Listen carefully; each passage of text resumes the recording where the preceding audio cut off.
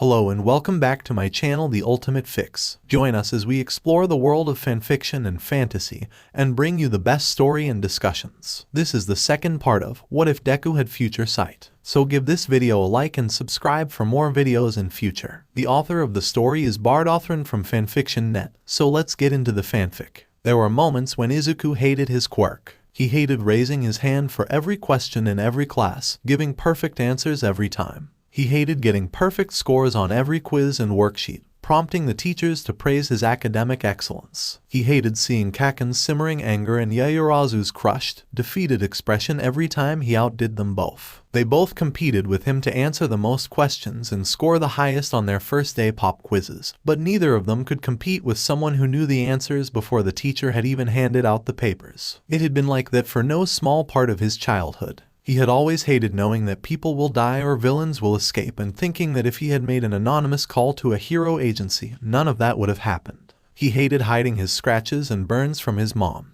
hated avoiding beaches and swimming pools, hated wearing long-sleeve shirts even when it was hot outside. He hated wondering what kind of house they could have if he had used his quirk to win the lottery, how often they could have katsuden, how much more time his mom would have for him since she wouldn't have to work 2 jobs. Over the years, he had considered taking those paths, risking discovery of his quirk to get him and his mother better lives. But every time, the mere thought of changing what he saw gave him a headache, as though he was ramming his head against a brick wall. So, he kept his head down, kept his scars hidden, and tried not to look too closely at news of people dying. Of all those events, of all the pain and suffering he had endured, of all the squalor of their dingy 2-bedroom apartment, the instant ramen and bean soup, second-hand clothes, and faulty AC units, of all the attention currently heaped on him, nothing made him more seriously consider pushing through that headache, finding any other possible future than what was about to transpire as he slipped into an alleyway just outside UA. After a training session with Aizawa on Thursday evening, with loud, angry footsteps at his heels, Bakugo Katsuki had fallen into Wonderland. It was the only explanation for how fucked up the world had become the moment he woke up in a hospital bed in Recovery Girl's office, with almost enough gauze plastered over his face to smother him in his sleep. The old hag had told him he had broken his nose and had gotten a concussion. That alone was impossible. He was Katsuki. Nothing could hurt him. He could take a long walk off a high-rise building and blast his way down without a bruise. If something flew at him, he could blast it out of the air. If anyone tried to hurt him, they'd fucking die. As if that wasn't fucked up enough, when he numbly asked how the hell he had wound up with a broken nose, the hag had slathered a metric fuck ton of putrid icing atop the shit cake. Fucking Deku had punched him. One punch from Deku, scrawny, pathetic, quirkless Deku, and he had a broken nose, a concussion, and the living daylights knocked out of him. Not possible. When he bolted upright, dizziness hit him like a truck, but he struggled through it, staggering to his feet through spite against the stupid world that had dared bring him low. With a gentle push of her cane, Recovery Girl knocked him back in bed, gave him a disgusting kiss on the forehead, and all but shoved one of her gummy bears down his throat. While strength returned to his numb body, he caught flashes of what had happened up until he had blacked out, going up against Deku, racing into the building, finding him with his back turned, nowhere to run, no one to get in his way, no one to make him hold back and take it easy on the hero wannabe. A flash of green, hollow eyes staring through him as a white-gloved fist appeared, as if drawn out of a magician's hat, right in front of his face. The whole scene had a dreamlike unreality to it, like a nightmare that seemed laughably absurd even as it sent a chill up his spine. Recovery Girl kept him there until the end of the day, by which time it was too late to reassert his place at the top of the classroom. The school had evidently told his parents about the whole thing, since both his parents had come to pick him up. His old hag of a mom shouted at him for being reckless and getting himself hurt on the second day, but the words had no bite to them, and that somehow stung more. Like he was too weak to take her anger and disappointment, too fragile after being one-upped by the weakest kid in the whole school. Katsuki let himself simmer in silence, too exhausted and shell-shocked for real anger. The next morning, Katsuki hadn't even remembered what had happened until he looked in the mirror. Purple and black splotches covered half his face. A trembling finger brought to his nose leapt away as pain shot through the sensitive cartilage. The memories came flooding back, and this time, he had the strength for anger. His hand crashed palm first into the mirror. Beads of nitroglycerin sweat popped, shattering the mirror into 100 tinkling shards. His mom ran up the steps and screamed at him. He screamed back.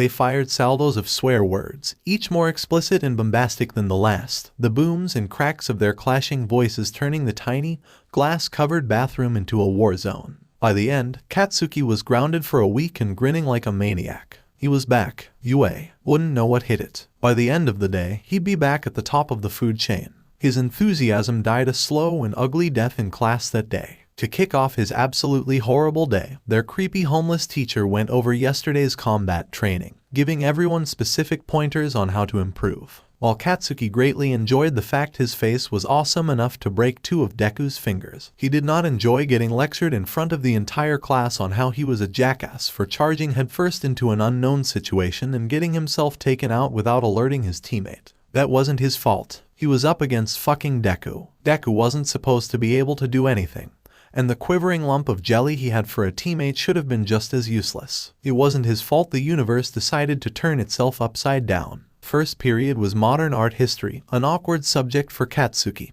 given how Aldera Junior High never touched it and he had blown it off as a waste of time. Midnight's first move was to explain that they studied it to better understand how heroes influence artistic media, which seemed like a stretch to Katsuki, but given it was a requisite course and he wouldn't settle for anything less than top grades, he resolved to memorize every word of their textbooks. He was already 5 chapters ahead by Wednesday, having plowed through the book the first chance he got.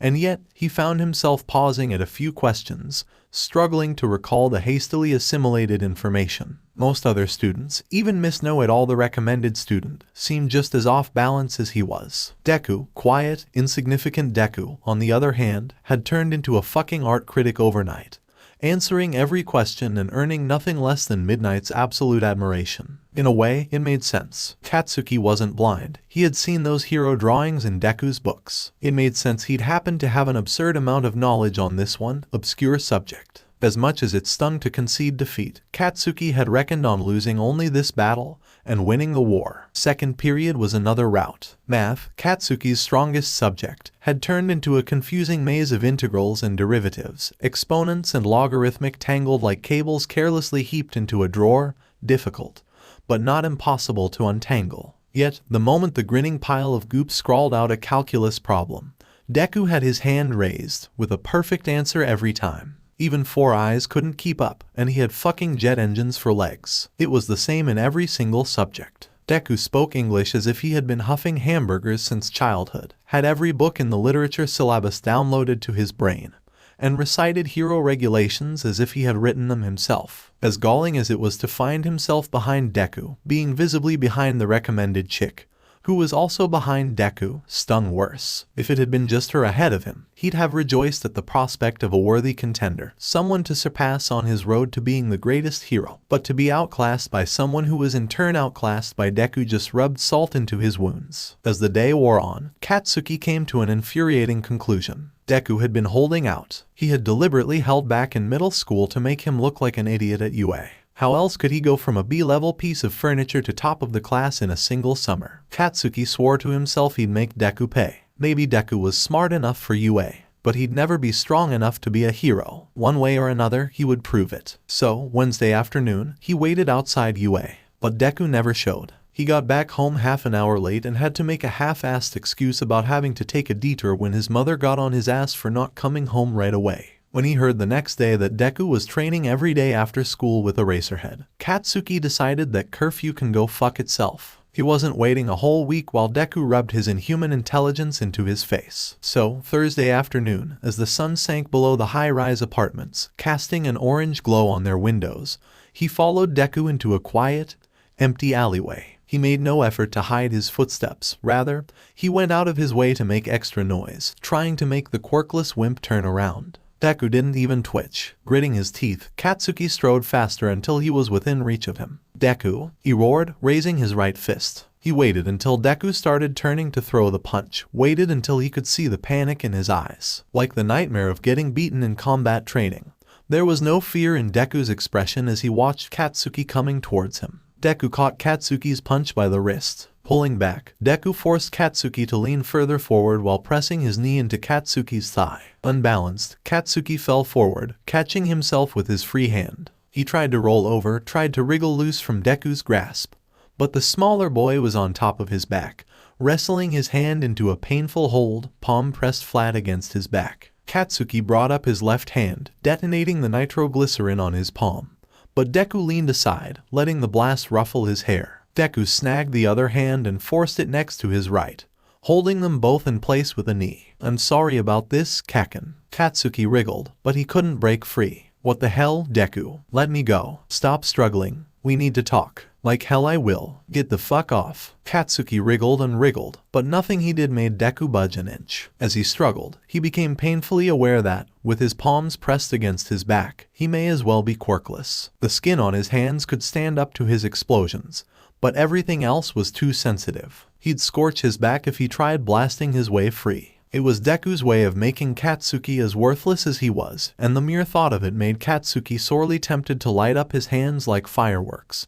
His back be damned. Exhausted after his fruitless struggle, 𝗇𴑚 sagged, letting his head rest on the dirty concrete. "What the fuck do you want?" Deku rolled up one of his sleeves and held his scarred arm in front of 𝗇𴑚's face. "Not all these are your doing, but enough are to get you into serious trouble." 𝗇𴑚 snorted. "Seriously, nobody gives a damn about you." 𝗓𝗓 didn't, but 𝗓𝗓 was an impoverished school desperate to get someone with a powerful quirk to graduate and put them on the map. They would have covered up murder if it meant getting you into UA. But at UA, it's a different story. They have a reputation to keep, and nobody wants a hero that abuses their classmates. It'd be bad press for UA if someone found out they accepted someone with your track record for hurting people. 𝗇𴑚 froze, sagging under Deku's weight. The pebble in the road, by some cruel optical illusion, had turned into an indomitable mountain in the far distance the moment he turned the bend towards UA. Deku was smarter than him, Deku was stronger than him, and now, Deku had him at his mercy. What made it worse is Deku had the balls to look sorry as he ground his face in the dirt. Deku stared sorrowfully at him through the grimy glass shard in front of 𝗇𝑚's eyes. "So, what? You're going to get me in trouble. What you did would have you expelled, at the very least. If I pressed charges, you could even get arrested.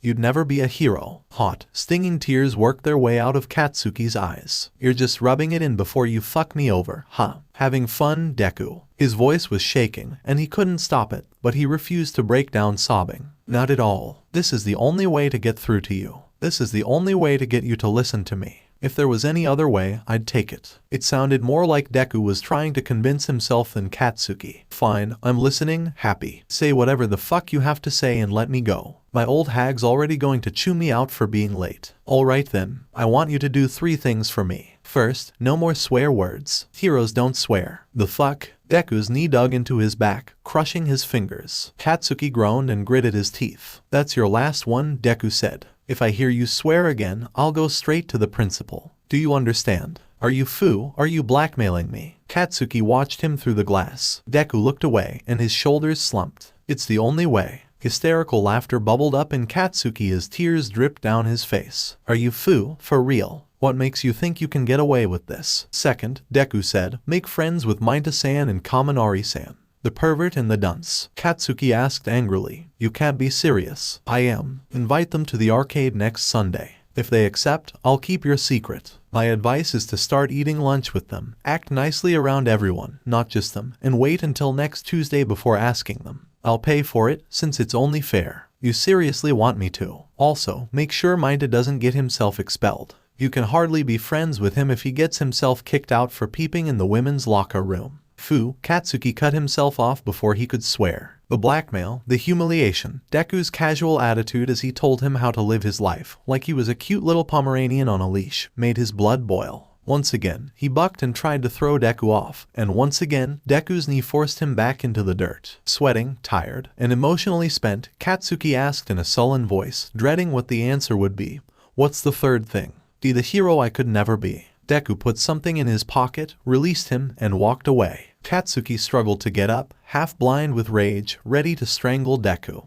But by the time he made it back onto his feet, Deku was long gone. He felt around in his pocket and found a 5,000 yen note, clean, neatly folded, fresh from a local bank. 𝗇𝑚 almost tore it up. 𝗇𝑚 cut himself off, seized with the fear that Deku might still be nearby, waiting for him to crack. Howling in anger, 𝗇𝑚 punched a brick wall, leaving a scorch mark as his sweat exploded. The sharp ache of his bruised fingers did nothing to dull the ponderous, cold dread in his gut. 𝗇𝑚 made it back home just before sunset. His mother was on him at an instant, shouting at him for not coming home on time 2 days in a row. Too tired to put up a fight, Katsuki murmured an apology and waited for her to stop shouting. She must have known something was off, from his disheveled clothes, bloodied fingers, and tear-stained face. Her voice softened to a tone Katsuki hadn't heard in years and asked him what was wrong. He couldn't answer her. Alone in his room, without anyone to watch him, Katsuki broke down, sobbing into his pillow as the sun set. If any class was going to give Aizawa Shouta gray hairs before his time, it would be this one. It had been just over a week since class had started, but he was already sure he'd have nightmares for years to come. Sharp glances were keeping 𝗵𝗃 in line for now, but he knew he'd have to give the lecherous kid a private lecture before he got out of hand.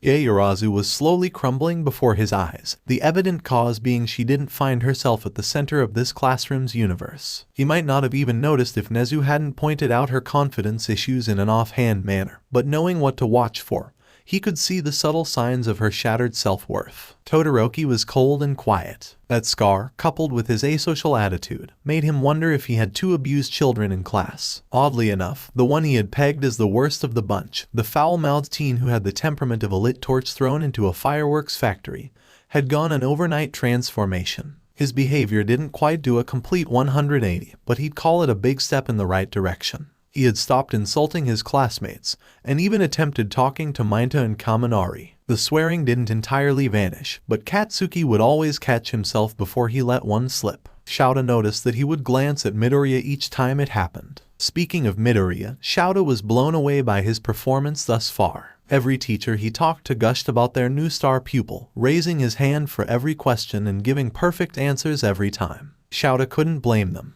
During their training sessions, Midoriya absorbed every drop of information, every exercise, every Wing Chun drill, all of it, like parched desert soil. Midoriya only needed to see or be told something once to execute it perfectly, and he would continue to execute it with the precision of factory equipment until his arms shook with exhaustion. After verifying that Midoriya was doing all his personal strength and stamina training correctly, Aizawa focused on giving him a crash course on all the CQC he could teach him. Blocks, punches, throws, dodges, and everything in between. He learned months' worth of martial arts in a matter of days. As Midoriya continued his explosive growth, Shouta found himself growing rationally angry at all the teachers that had failed him, all the teachers that ignored the enormous potential lying right under their noses. He imagined how much farther Midoriya would be if he had just started his training a year earlier. Or 2. Friday afternoon, as Shouta retreated to the break room to rejuvenate himself with a pot of coffee, All Might, shrunken down to his civilian form, crept into the room. "Ah, Aizawa-san, I was hoping to get a chance to talk to you. It's been a long week, and I haven't seen you around much." Shouta held back a sigh. "What is it, Yagi-san?" "Well, I had questions about the combat training. 2 of my students got sent to the nurse's office, and I was wondering what I could have done differently. Should I have told them to take it easy on each other before they started? Should I have stepped in when it looked like something bad was about to happen? I'm not sure if there was anything I could have even done, but..." Shouta held a hand up, stopping the torrent of doubt and insecurity pouring from the #1 hero. Nobody was permanently injured, and the class continued with minimal disruption. "You handled it just fine. But they broke bones." Shouta gave him a flat, disapproving look. "Yes, they did. Your point." Toshinori coughed in surprise and wiped at the blood on his lips. "Aizawa-san, I know I'm not an experienced teacher, but isn't that going too far? Isn't it a part of our job to keep these children safe?" "Safe?" Shouta snapped. "You want to keep them safe. Coddle them like that, and they'll die to the first villain that breaks their nose. That sounds a bit extreme." "Really, I figured that you'd understand how dangerous hero work is, given that hole in your chest." One of Toshinori's hands reflexively went to the old wound. It was not exactly a typical circumstance, and most of us can't punch the weather away, Shouta said dryly. "For all your strength, for all your power, you still got a crippling injury, something that would have killed anyone else. Heroes die all the time in this line of work. Nobody realizes it because they're all paying attention to you. Every time you save a civilian or lock up a prominent villain, it makes the front pages and 6 o'clock news, and in the meantime, lesser heroes die to nameless villains, a tragedy forgotten by the next headline." Aizawa-san, for what it's worth, I think it's a good thing nobody realizes how dangerous the world had become. But you're not going to be around forever." Aizawa poured himself a cup, grimaced at all the grounds lurking at the bottom, and drank the whole mug in one go. Sooner or later, that wound's going to make you retire, or worse, kill you off, and when that happens, it's going to be ugly. If I'm lucky, I won't be alive to see it happen, but I know my students will have to clean up whatever you leave behind. I want to make sure they're ready for that.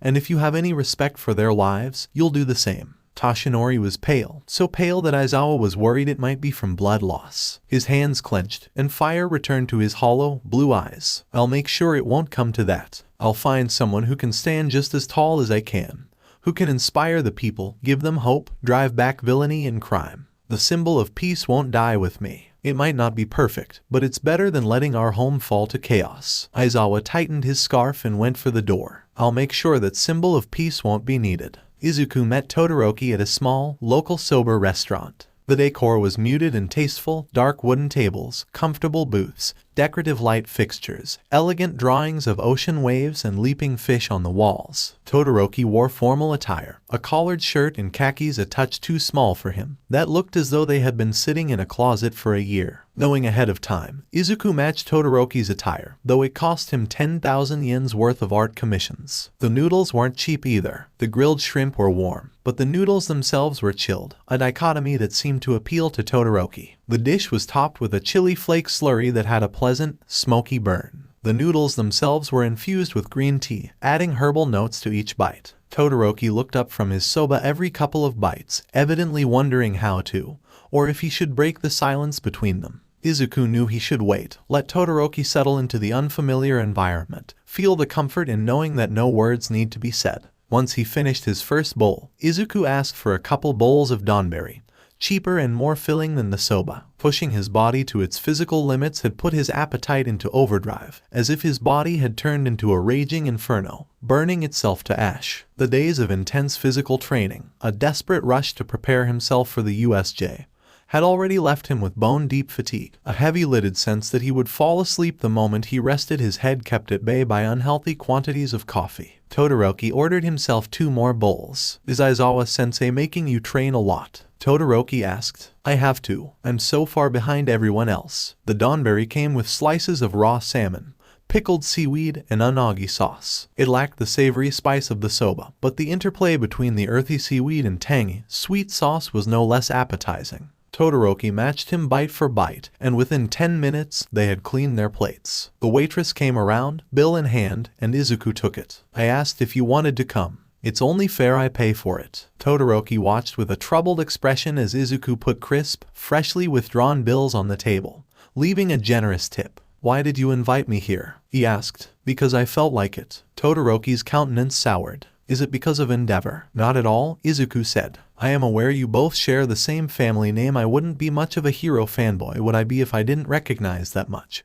But I wasn't aware that you two had a familial relationship until you brought it up just now. The fire did make me wonder. At the mention of the fire, Todoroki grimaced and looked away. Izuku leaned forward and said, I'm guessing things aren't great between you and him. Stony silence was Todoroki's only answer. Instead of trying to pry further, Izuku said, I don't remember my father. My mom says he had a fire quirk, not as strong as Endeavor's. When I was really little, I hoped I'd get his quirk. I spent a lot of time waving my hands in front of a candle, trying to make the fire move. One time, when it was getting a bit late for my quirk to come in, I even stuck my hand into the flame, as if that would make the quirk appear somehow. All I got out of it were burned fingers. Todoroki poked his chopsticks at the dregs of chili flakes in his bowl, not meeting Izuku's eyes. You never got your quirk. No, I didn't. Yet you're trying to be a hero anyways. I can't see myself doing anything else. Why? Todoroki asked. Why do you want to be a hero so badly? I want to help people. Todoroki blinked. That's it. He asked incredulously. Anger crept into his voice. Do you expect me to believe that? I can tell you're being pushed to your physical limits, exercising until your arms and legs ache,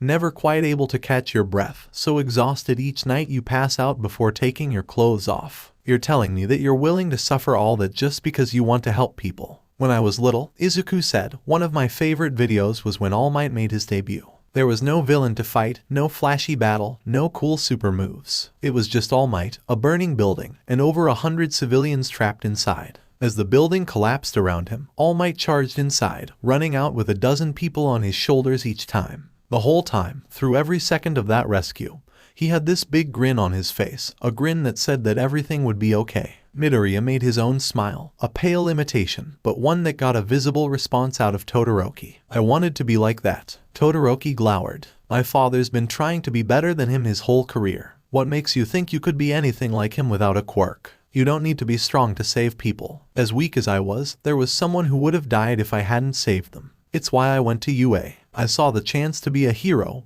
and I took it. Midoriya chuckled and scratched at his hair. To tell the truth, I didn't think I'd get as far as I did. So, you're not trying to be number one. I know I never could be. Just saving people is enough for me. Todoroki leaned back in his chair, still processing everything Izuku had said. While he was distracted, Izuku asked, "What about you? Why did you go to UA? Not your business. Is it because your father made you?" The silence between them was cold and dense enough to climb with an ice axe. Todoroki stared frostily at Izuku and asked, "What makes you think that? It doesn't seem like you like your father that much. You always call him Endeavor, for one." Todoroki winced. He stared down at the table, never meeting Izuku's eyes. "Just drop it, all right. It's nothing." As much as Izuku hated himself for forcing the issue, he knew that he had to get through to Todoroki. "Do you actually want to be a hero?" "Yes, I decided on my own that I will be a hero, but I'm going to do it my way. I'm not going to use Endeavor's power. That's why you don't use your fire." Todoroki nodded. "I'll become the #1 hero with just my ice." "You probably could," Izuku said. "Your ice is a very strong and versatile quirk, arguably better than Endeavor's. It reduces property damage, though you'll need to be careful not to freeze pipes. It can reshape the terrain, shield civilians, treat burns, imprison villains, though watch for hypothermia and frostbite, and it gives you more mobility." "You really think I can do it?" "Absolutely." Todoroki snorted, a ghost of a smile forming on his lips. "Endeavor always said I was holding myself back, wasting my potential, would never beat All Might if I didn't use both sides of my quirk. It feels nice, hearing from someone that I can do it." Izuku wanted to leave the conversation there, at that high note, with Todoroki happy and content, but he knew what had to come next. "You shouldn't." Todoroki's smile vanished, like a snowflake drifting through a bonfire. "Why not?" "Because someday, somewhere, there's going to be someone you could only save with your fire. Someone freezing to death, surrounded by villains, with no one else to save them, no way for you to call back up or get them somewhere warmer. Someone who will die unless you use your fire to warm them up." Todoroki's mismatched eyes bored into him. "You can't know that. If you're serious about being a pro hero, you'll have to be ready for it. When that day comes, I hope that someone else's life will mean more to you than what your dad thinks of you." Izuku stood, straightened his shirt, and said, "I should get going before my mom starts worrying. She doesn't like it when I stay out late. Have a good night, Shoto-kun." The familiarity bothered Izuku, who was ill-accustomed to being familiar with anyone. But he had faith that it was the final set of words that would save his life at the USJ. The dojo that Ajiro trained at, which doubled as his home, was nestled between a ramen shop and a quick mart. The wooden floors had nicks and dents, but they were polished until they shone.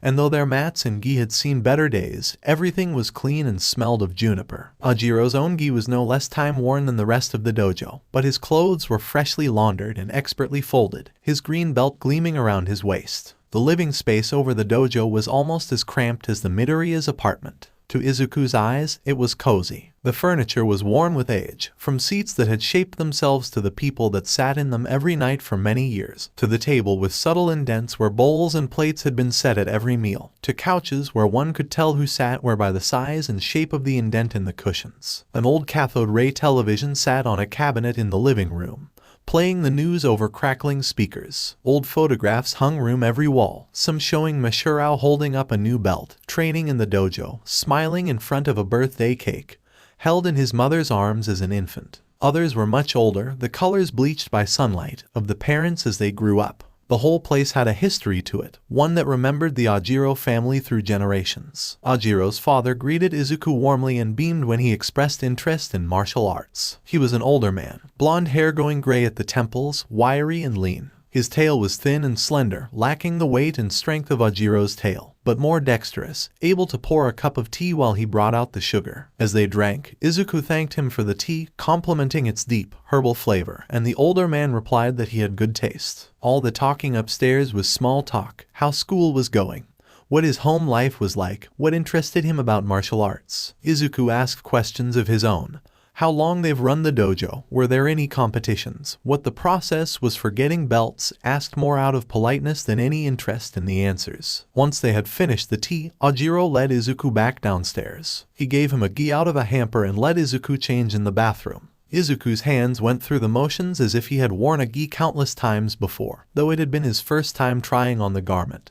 Because he already knew the hand motions he would make to hold the garment together. Ojiro seemed startled when he walked out. He recovered, but his expression became more guarded. It wasn't something Izuku could help, he reasoned, since he had no idea what had caused it and his future showed it happening anyways. Over one of the tatami mats, Ojiro led him through some basic blocks and counters. Ojiro would demonstrate once, either having Izuku try to punch him or take a blow, and have Izuku replicate his movements. His vision of the future showed him how to execute each move. Armed with that knowledge, Izuku quickly made his way through the exercises. After he demonstrated proficiency in blocking and attacking, Ojiro showed him throws. They both hit the mats many times as they walked through each throw. "You're learning fast," Ojiro said once they were done. He poured out 2 cups of water from a nearby fountain and offered Izuku one. "If you're interested, you could try getting a belt. You'd start out as a novice, but you could get my rank within a few years." "Thanks, but I'd rather focus on becoming a hero." Ojiro's smile faltered. "Well, couldn't you do both? I mean, what else could you do if you want to fend for yourself as a hero?" "I still intend to learn martial arts, but I should also think about what kind of support gear I'll work with." Midoriya gestured at his short, skinny frame. "As I am, I'm never going to cut it fighting with my bare hands." "Well, what if your equipment breaks or you run out of it?" "Then I'd use my hands." Avoiding that is part of a hero's job as well. "Sure, I need to be prepared for emergencies. That's why I want to learn martial arts, but support equipment will make me more effective as a hero." Ojiro's tail whipped back and forth as he thought to himself. "I guess I can understand that. But if you devoted yourself entirely to martial arts, eventually, you would be good enough not to need any equipment. It would take longer, yes, but in the end, with hard work and practice, you could achieve anything with your bare hands." "What would happen in the meantime?" Izuku countered. "How many people would I fail to save because I decided not to use support equipment? We're just students. It'll be years before we'll have to save someone. You'll have plenty to master martial arts before then." Izuku shook his head. "There's work studies over the summer. While we won't be allowed to engage villains, it's possible we'll be forced to defend ourselves and others." Ojiro faltered, but with visible inspiration,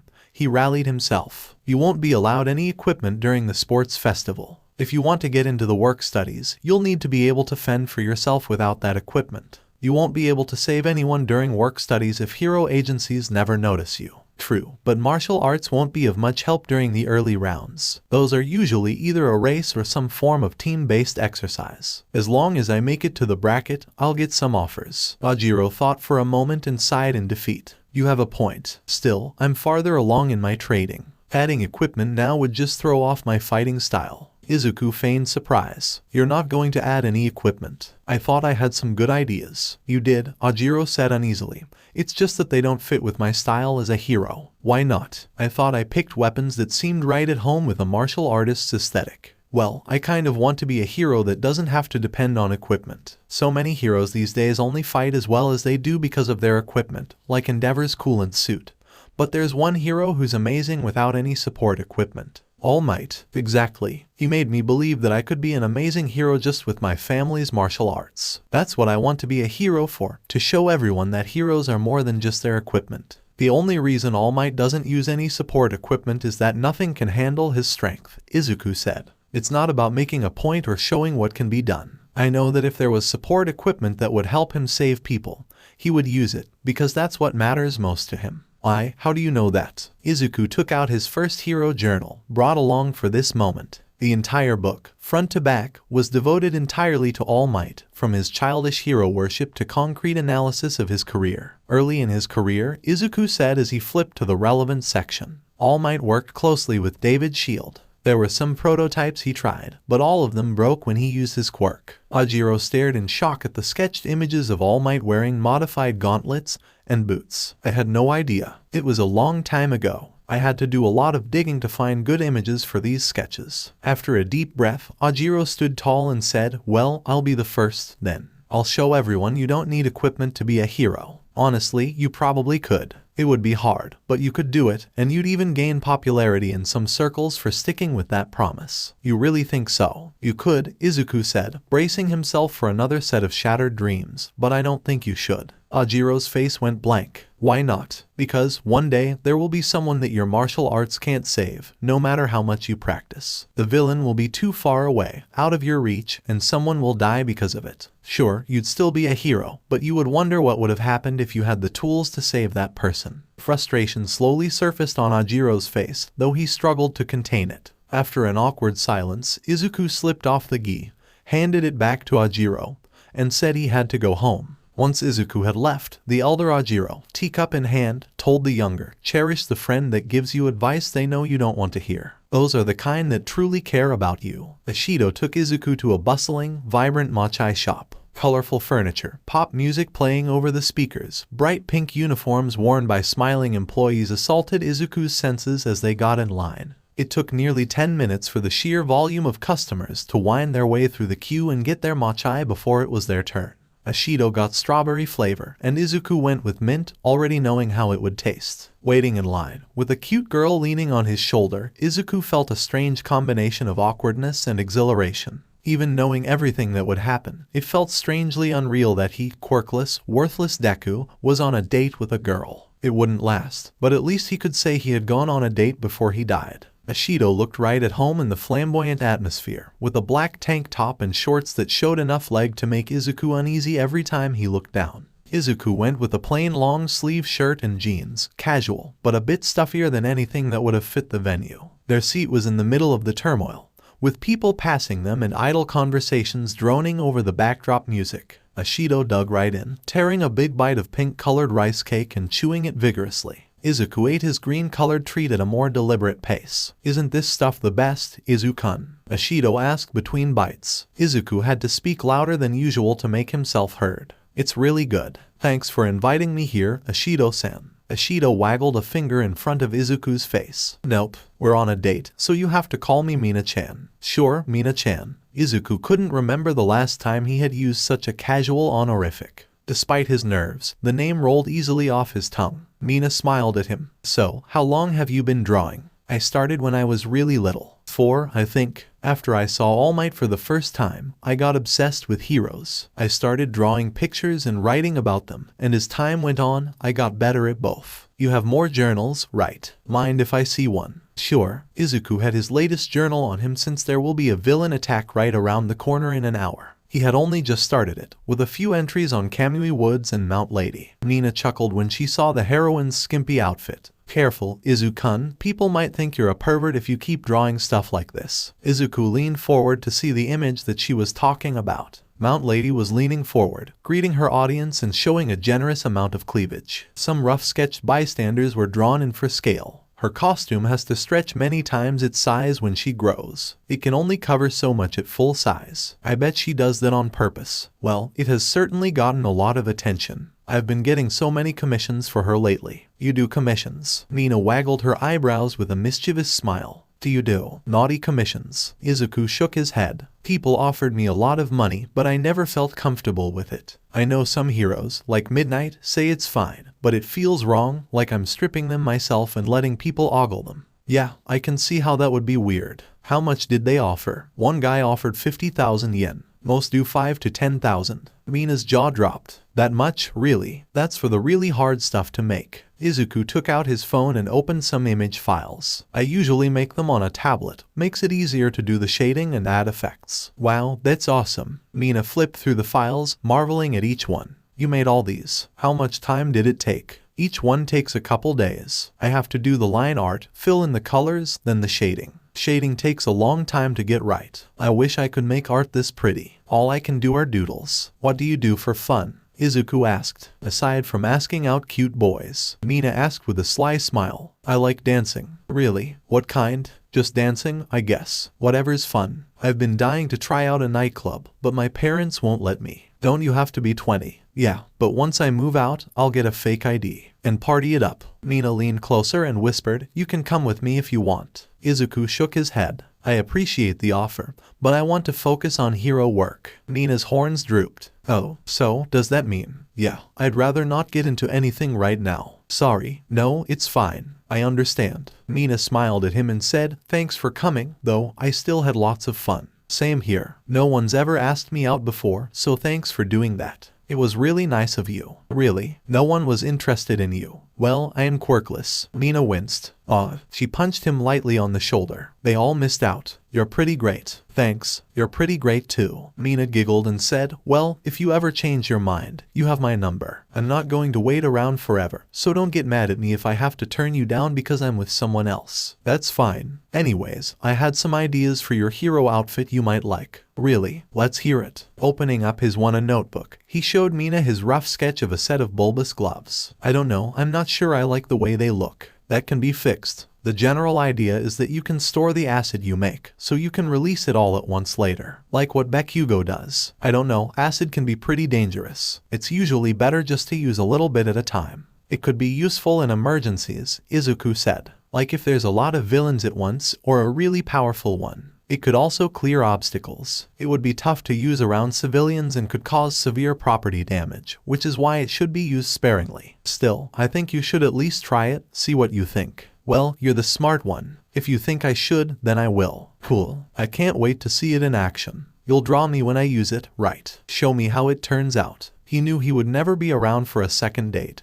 but it was nice to know that she was interested. While they were jogging under Aizawa's supervision, Izuku ran up to 𝗓𝗏 and said, I noticed you have trouble nullifying the gravity of multiple objects at once. Midoriya-kun. Yeah, 𝗓𝗏 said between breaths, I get nauseous when I try it. Have you tried making objects just a bit lighter instead of nullifying it altogether? It might be easier on you. I never thought of that. Thanks, I'll give it a try. Izuku could only guess how it would save her life, but he knew that short conversation would matter. Midoriya and Ko knew that her son was not okay. Learning that he had been quirkless, despite both his parents having quirks, shattered her baby Izuku's dream of being a hero. Maybe she shouldn't have told him it wouldn't be possible. Maybe her son would still be happy if she had let him live a lie, but she knew she couldn't live with herself if Izuku got himself hurt trying to be a hero without a quirk. The first couple weeks were hell. If Izuku wasn't crying over his favorite All Might video, he had the lifeless demeanor of a zombie. And if he wasn't dejectedly staring off into space, he was working on his notebook with shaking fingers. Ko almost broke down, almost told him that he could still be a hero, that he could sign up for martial arts or something, learn how to save others without a quirk. If it had gone on for much longer, she might have. It was as if a switch was flipped in Izuku's brain. One day, the crying, the listlessness, the expression of a broken heart and shattered dreams was replaced by apathy. Sure, he still smiled or frowned at things. Over the years, Ko learned to read the subtle changes in expression. However, he never laughed, never seemed surprised at anything, never said more than he needed to or tried anything different. He kept to himself, working on his hero notebooks and studying for school. Ko sometimes wondered if she should take her son to a psychologist. Even if it would cost her more than she could afford, she could find a way to make it work. The only thing that stopped her was the fact that she couldn't say that anything was wrong with her son. He didn't behave like other kids, but his grades were normal and his teachers didn't have any comments. If she couldn't say there was wrong with him, then would there even be anything to fix? The slime incident seemed to spark a change in Izuku. He started working out, eating more, and going outside. When she asked why, Izuku told her that he had applied to UA's hero program, and he wanted to pass. As tempted as she was to put her foot down, tell him it was too dangerous, especially after a villain nearly killed him, the thought of him finally coming out of his shell changed her mind. Ko had hoped that she would get her smiling son back. Only, he never did come out of that shell. Though his appetite improved and his body grew visibly more athletic, Izuku's attitude remained unchanged. As the day of the exam approached, Izuku showed no hint of excitement or anxiety. He left home with his backpack slung over his shoulders, a pair of garden shears poking out the top, and a plexiglass shield in one hand. When Izuku got the results back, with the top score on the physical exam and a passing grade on the written portion, earning a full-ride scholarship on top of getting into the hero program, and casually tossed the acceptance letter on the table without a hint of joy or happiness, Ko knew she had to talk to someone. She waited until the school year began, waited until she could take a day off from both of her jobs, before calling up the school. After telling the assistant what she wanted, she was quickly passed to the principal. She quickly explained her concerns, and he asked her what time would work best for her. When she said she could make anytime on Monday, he scheduled her for an early morning visit. After Izuku left for school, 𝗏𝗏 packed her own backpack, filling it with the doctor's notice she got when he was 4, along with anything else she thought could explain what she thought was wrong. Pictures of him alone during birthday parties, his neutral expression when he got a new All Might figurine, report cards and notes from parent-teacher conferences. Eraserhead met her out at the school gates. Izuku had told him who he was and explained he operated outside the limelight.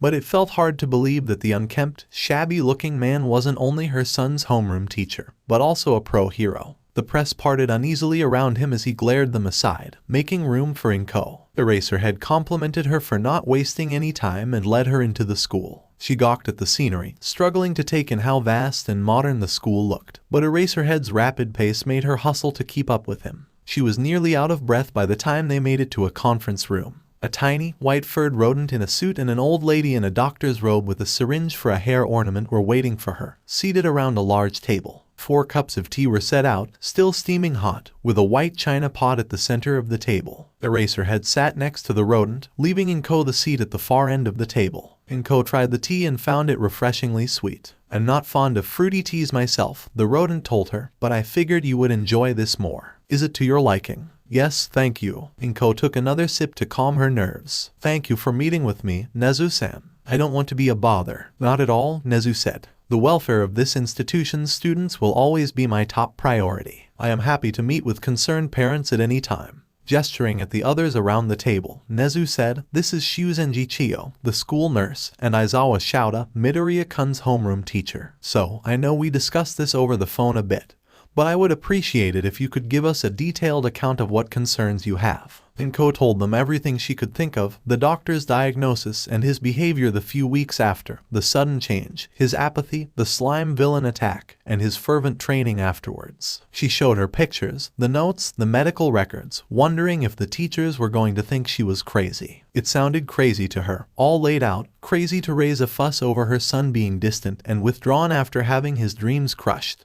But it felt good to get all her worries off her chest. Nezu had been taking notes throughout her speech. When she stopped, he kept writing a few minutes, the scratching of his fountain-tip pen filling the silence in the room. "Is that everything?" he asked. "Yes, thank you for listening. I'm sorry if I wasted your time." "You aren't omitting anything, are you?" Nezu's beady eyes seemed to bore holes into her skull. 𝗏𝗏 swallowed nervously and said, "No, I don't think so." "Why, is something wrong?" Zyuzenji and Aizawa exchanged a look that made 𝗏𝗏's stomach plummet. Nezu tapped his pen on the table, lost in thought. "For the record," the principal said, "I don't suspect any wrongdoing on your part." 𝗏𝗏's heart nearly stopped at the gravity of his tone and words. "However, if I find reason to believe otherwise, I may have to involve the authorities." 𝗏𝗏's heart joined her stomach somewhere near her toes. "What happened?" Both faculty members turned towards the principal. Nezu took a deep breath and said, "I'm sorry to ask you like this, but are you aware of Izuku's scars?" "His what?" Nezu nodded towards Aizawa.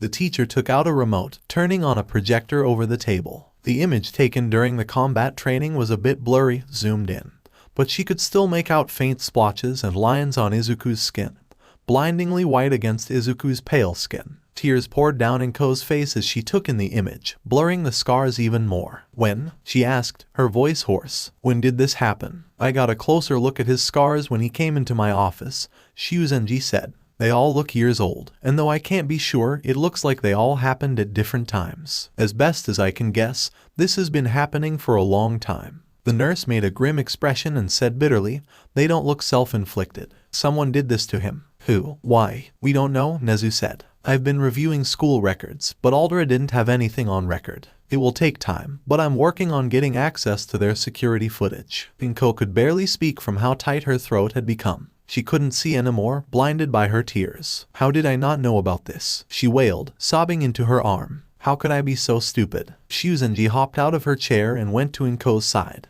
"You two," she snapped at Nezu and Aizawa. "Out." "We'll be next door," Nezu said. "Take as much time as you need, Midoriya-san." When they were alone, Recovery Girl pulled a chair over next to 𝗏𝗏. She sat next to her, patting her shoulder while she sobbed into the table. "Everything will be okay, Midoriya-san. We will do everything we can for your son." "How did I not know? He had scars all over his arm and back for God knows how long, and I never even noticed them." "How? Do you think he was hiding them on purpose?" 𝗏𝗏 sniffed and wiped her face. He had to have. He always wore long shirts, no matter how hot it was. He always said he hated swimming. How did I miss all that? It's alright, dearie, you didn't know. Nobody's perfect. There's nothing you could have done if he didn't let you know about his problems. But why? ⴑ grabbed 𝗬𝗏 by the shoulders. Her eyes were flooding with fresh tears. Why didn't he tell me? Did he think I wouldn't care? Did he think I wouldn't believe him? Or do anything about it? I don't know, recovery girl said. That's something you'll have to find out from your son. ⴑ's shoulders sagged. I did this. When he got the diagnosis, he asked me if he could still be a hero. I just apologized. I couldn't even tell him that he could still have his dream. I couldn't. I was so worried about what would happen to him. And if I had been more supportive, if I helped him become a hero like he always dreamed, maybe he would have trusted me. Maybe he would have told me all this was happening. ⴑ grew nearly incomprehensible as her chest shook from all the sobbing. Maybe it wouldn't have even happened in the first place. You weren't wrong, Midoriya-san. Hero work is dangerous. Your son came in a few days ago with 2 broken fingers. I'm guessing he didn't tell you that either. ⴑ's stricken countenance was all the answer 𝗬𝗏 needed.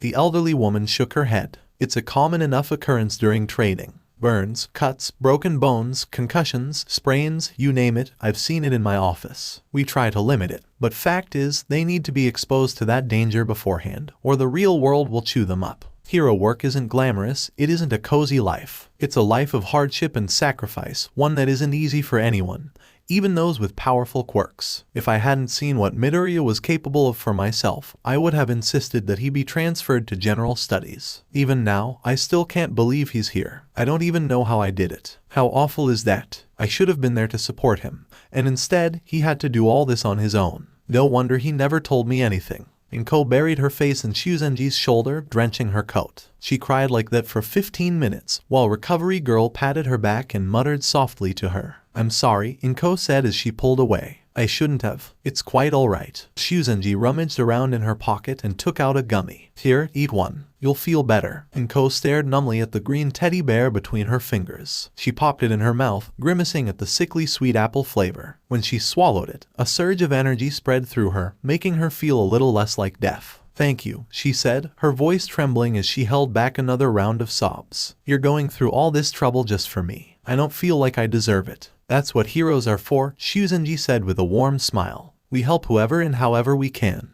Don't worry about not being worth it, because you are. You care about your son, and because of that, I know the 2 of you will be okay. ⴑ took a deep breath and wrung her hands together. Thank you, 𝗬𴏏-san. I don't know what to do next. Where do I even begin? Well, we have a counselor on staff for situations like this. If you would like, we can talk to Nezu and see if we can set up an appointment. We also have psychiatrists we can contact, but it may take a while before they can see your son. The counselor sounds perfect. ⴑ wiped her face on her sleeve, grimacing when some of her makeup stained the fabric. I'm a mess. Don't worry about that. I have some powder you can borrow. It's fine. I'm just heading home anyways. But thank you. 𝗬𴏏 poured ⴑ another cup of tea. Should I go get Nezu? Please. ⴑ barely had time for a sip before everyone was back. She tried her best to stay in control of herself, but she knew she looked like a mess from the pained expression on Aizawa's face. From what I understand, you wish to set up an appointment with the school's counselor, correct? When ⴑ nodded, the principal said, I can get you in as early as next Monday, after school. Will that be all right? It will. She had worked that day for both jobs, but the thought didn't even cross her mind. Thank you so much. Anytime, Midoriya-san. Is there anything else we can help you with? No, you've done so much already. I'll be fine. Thank you. Aizawa-san can take you to the entrance. I'll send you an email to confirm the appointment and tell you when to arrive. Gathering up her things, ⴑ said her goodbyes to Nezu and 𝗬𴏏 before following Aizawa out of the room. This time, the pro-hero walked more slowly, looking behind him once in a while with a concerned expression. Each time they came to a corner, he made sure no one was in the hallways. The path was a different one, winding past large, closed-off buildings and open fields. When they arrived at a small gate at the rear of the school, Aizawa paused. This is the back entrance. After all that, I figured you wouldn't want to deal with all the vultures lurking outside the school. It took ⴑ a few moments to realize that Aizawa meant the reporters. Yes, thank you. I don't think I want to end up in a newspaper looking like this. Aizawa smiled, but it was strained. I am so sorry for everything you and your son have been through. He pulled up a sleeve, revealing a few scars of his own. I know what it's like. Will he be okay? ⴑ asked. He's a tough kid, and honestly, he has the potential to be an amazing hero. He had a determined gleam in his eye when he said, "I'll make sure of it. I wish I had seen it sooner. If I had, it's not your fault. That much I'm sure of." He scowled and added, "If anything, it's whichever incompetent idiot was running his prep school for letting it get this bad. If any students at UA try to harass him, I'll see to it that they are expelled at the minimum." Good. I could tell that his old teachers never really cared,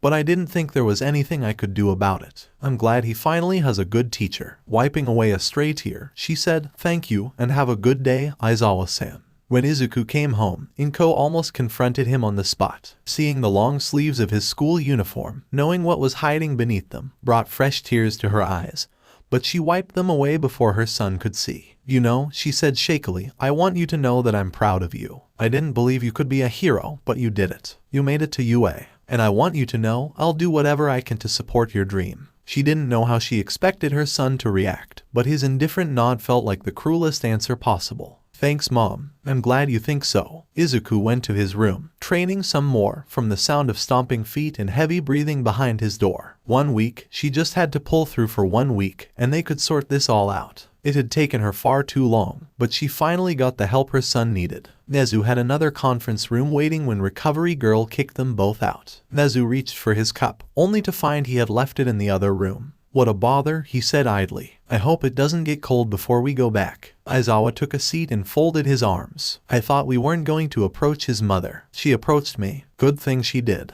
I had thought that she was helping her son hide his quirk, but I see now that she's as in the dark as we are. Is that good or bad?" Nezu grimaced. "Very bad. The fact that he managed to keep those scars a secret from his own mother for so long speaks to how well he can hide things, and it also points to possible trust issues. Getting Izuku to admit he has a quirk, let alone confide the details of its use and limitations, will be nearly impossible." Aizawa drummed his fingers on the table, looking down with an uneasy countenance. "I feel bad for her. We dropped one hell of a bombshell on her, and we still haven't told her about his mystery quirk. I'm afraid we won't be doing that today." An edge crept into Aizawa's voice. "Why not? For one, all our evidence is circumstantial. While we could use Tsukachi to resolve the matter, the situation's too delicate for such a hammer, so to speak. Second, if Midoriya-kun were to catch wind of our suspicions, it may make him flee. Considering that he has an information-based quirk of equal or greater magnitude of my own, with unknown function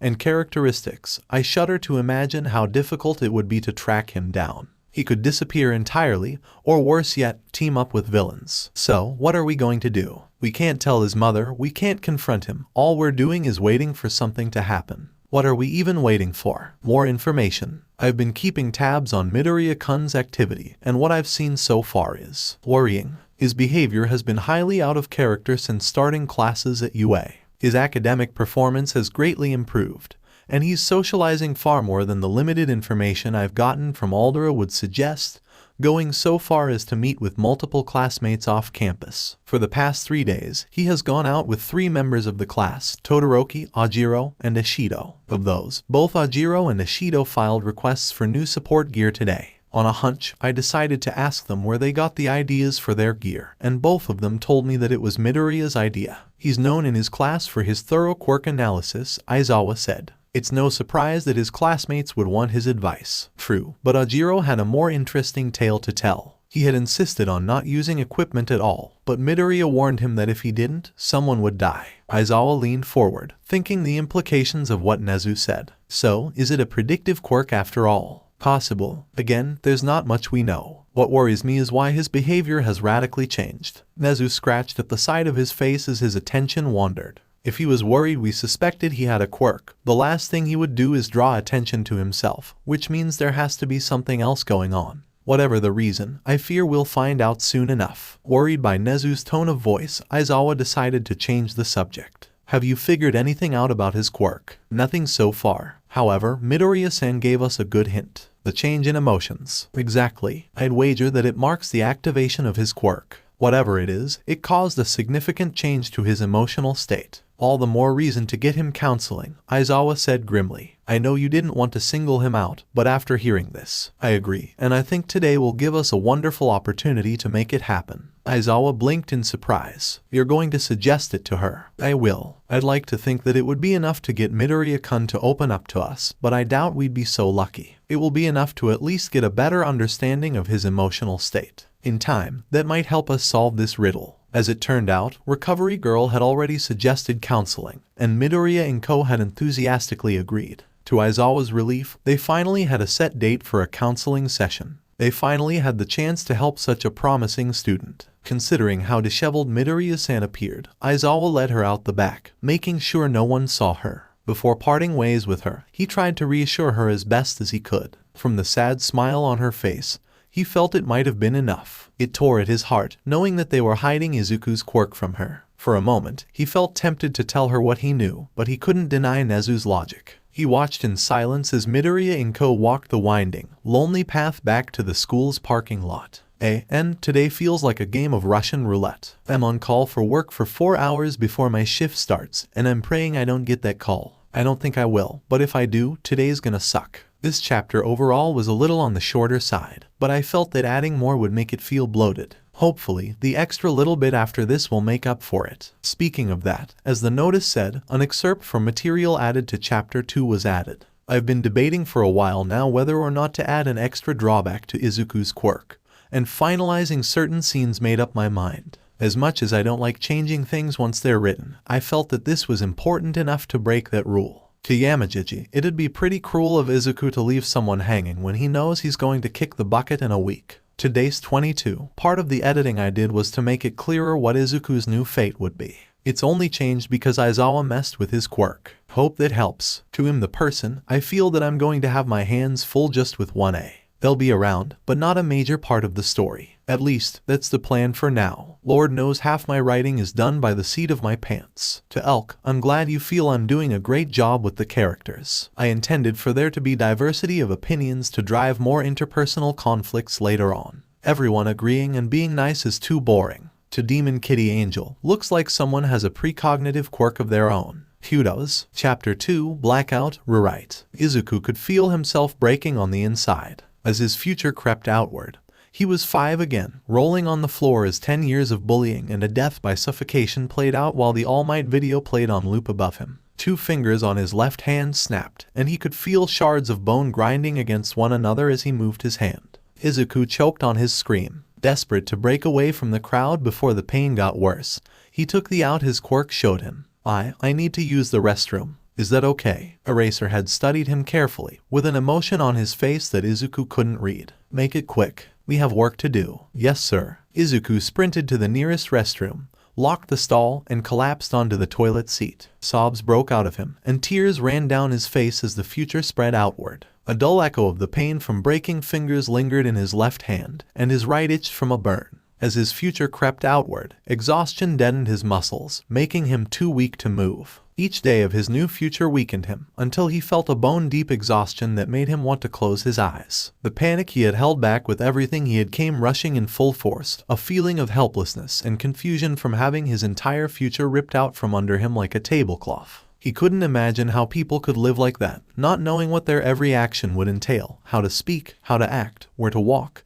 Every minute detail laid out for him in a picture-perfect script. The anger and fear of the present grappled with the exhaustion of the future, sending his heart into an 𝗷𝗵𝗏 patter. The future had changed. Again, he still wasn't sure what had happened the first time, but this time, his quirk had been erased. For just a moment, he couldn't see what he was supposed to do. He had messed up. He had given into panic, and now Eraserhead knew he had a quirk Izuku wasn't supposed to show him, and somehow it had changed what was supposed to happen. Anger simmered inside Izuku. For the first time in his life, he felt that he could hate a hero. Even Endeavor, for all his sour attitude and rudeness, could be respected for his tireless efforts to apprehend villains. But his teacher changed his mind about how much Izuku was worth because he had a quirk. He was supposed to expel him, bottom of the class, quirkless, weak loser he was. The only thing that could have changed his mind was his quirk. It explained the sudden shift in his future perfectly. As he huddled into a ball on the toilet, chest bursting with anger and hysteria, his new death came to him. A swirling black void, villains on a ship, a nightmarish monster with unfocused eyes, a hand reaching for him from darkness, the classmates and heroes gathered at the center plaza, safe, the villains ready to retreat. Izuku felt his skull ripping itself apart. Each fleck of skin, flesh, and bone that turned to dust drove another lance of pain through his head. Izuku stuffed a hand in his mouth, stifling the scream that tore itself from his throat. After what felt like an eternity, the pain stopped. Izuku picked himself up off the bathroom floor with shaking arms, breathing deeply. Tooth marks bit painfully into his hand, almost drawing blood. But the pain was distant, numbed by his having felt it already. 2 weeks. He had 2 weeks to prepare before villains will attack his school and try to kill his classmates and his teacher. He didn't have time to cry. He washed his face in the sink and let his hair hang low to hide his puffy, red eyes. On his way back to class, he took a detour to the library and checked out a book on sign language. Izuku hoped that, this time, that the future wouldn't change on him.